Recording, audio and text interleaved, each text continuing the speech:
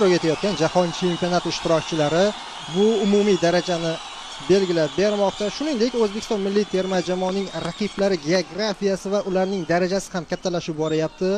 Biz birinchi marta Afrikaning top jamoalaridan biri Misrga qarshi o'ynaymiz. Umumiy o'yinlar bo'lgan Afrika jamoalariga qarshi, lekin aynan Misr milliy terma jamoasiga qarshi ilk raqobat. O'ylaymizki, yangi tarixni ajoyib yoza olamiz. Hakamlar o'yinni boshlashga ruxsat berishmoqda. Vakillarimiz boshlab berishdi. Umumiy men yaxshi o'yin, sifatli o'yin kutayapman mana shu bahsda. Eng markaziy himoyachi, lekin shu bilan birgalikda bu nisbiy hozir aytaman, Otabek Shukurov ichkariga yorib kirdi. Kerak paytda endi bu kerak bo'lmasin, doimiy hujumga borishimiz. Hozir Oston O'runov ikki tushda himoyachini aldab o'tib ichkariga yorib kirdi. Zarba! Gol! Bir o'zi Oston hal qilib tashlayapti. Misr himoyasini ko'rmagandek o'tib ketyapti. O'runov tezkor gol. Bravo senyor. Bo'lyapmiz. Oston sog' salomat bo'lib tursa, formada bo'lsa, istalgan raqibni qiynab qo'ya oladi. Mana bu yurish, umumiy bu jamoaviy pressing natijasida to'pning olib qo'yilishi, bu yog'ini Oston bir o'zi solo yurish bilan yakunlayapti.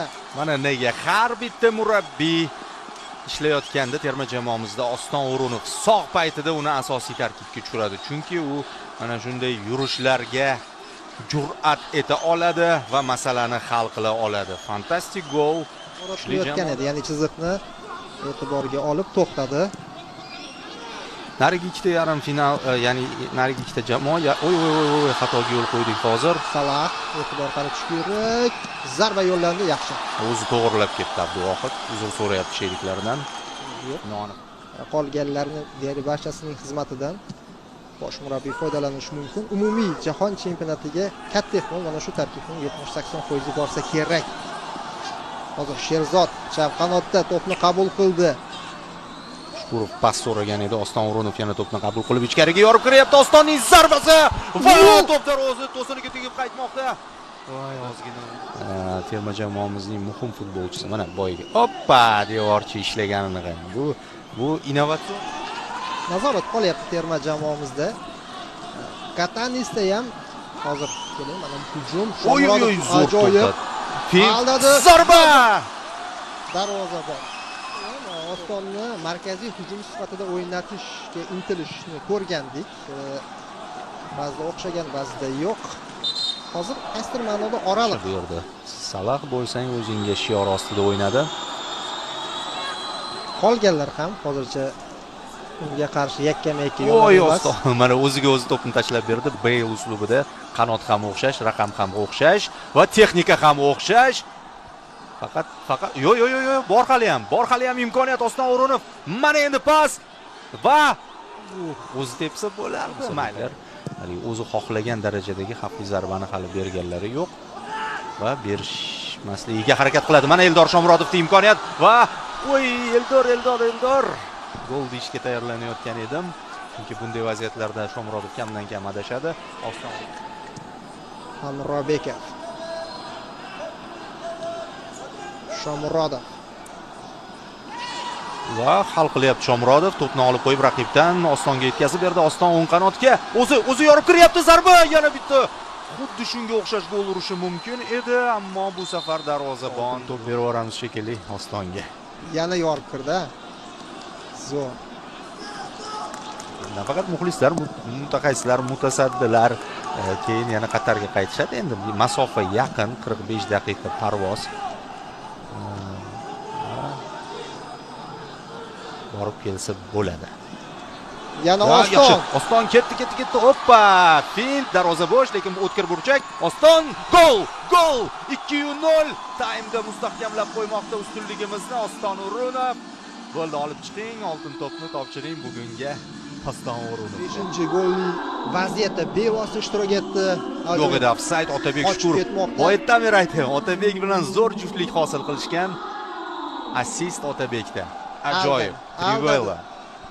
Qarang, darvozabonni aldab, shoshmasdan o'zi kirib boryapti. Sovuqqon o'ynadi va aniq zarba. Birdan tepib yubormadi. Aldagandan keyin ham o'ziga qulay qilib to'g'rilab oldi to'pni. qaradi, kim qayerda, balki pas beraymi dedi.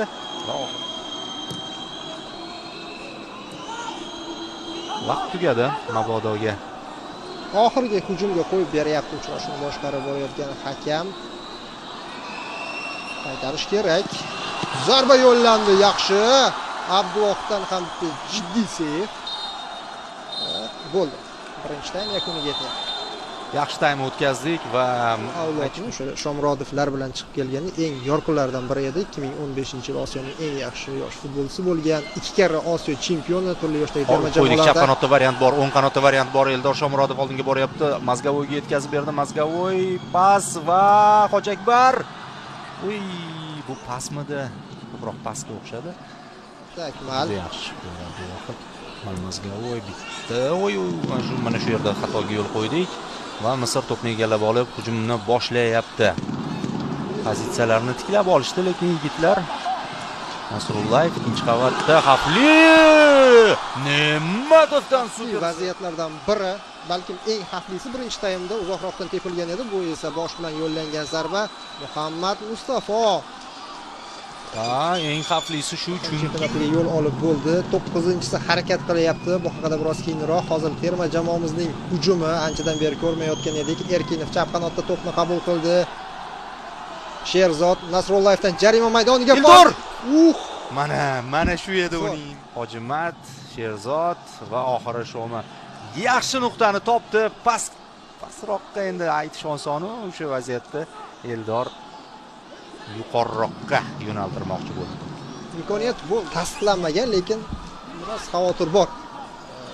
Ostonda jarohat bo'lishi mumkin. Hozir hakam o'ynayapti. Atayin Hojimat yaqinlashayotgan. O'zimni kuzatganlarim, bilganlarim, baribir bizning terma jamoa yuzma-yuz qarama-qarshi chiqib o'ynaydigan terma jamoalar bilan o'zini yaxshiroq his etadi. Nega Eron bilan ko'pincha qiynalamiz? Eron baribir o'zi himoyamiz yomon emas, yanada tartiblashtiribdi. Bu jihatni ham aytib ketaylik. Raqib bosim qilganda barchasi bizda joyida bo'ldi. Kombinatsiya, chap qanotga to'p yetkazib berildi. Sherzod Nasrullayev ikkinchi qavat Hojimat Erkinovning zarbasi. Aniq edi. Ikkinchi terma jamoamiz kurashib berishdi. Keyin biroz dam olishdi. Sog'liqlar tiklanmoqda. Yaxshi. Keyingi zarba. Mana shu joyda omad yuz o'girdi. Misrdan biz tomonga kulib boqdi. Chunki rikoshet bo'ldi. Rikoshetda har qanaqasiga ketib qolish mumkin, to'y bersa kerak. Bo'ldi. Rustam Ashurmatov pas shu joyda bizning qarshi hujum payt mayli. Rozimiz 2-0 hisobda g'alaba qozondik. Oston O'runov dubl qayd etdi. Birinchi taymda fantastik o'yin ko'rsatgan terma jamoamiz ikkinchi taymda ko'proq taktik futbol namoyish etdi. Hisobni ushlashga o'ynadi, ammo baribir vaziyat bizda bo'ldi. Gol urishga yaxshi imkoniyatlar bizda bo'ldi.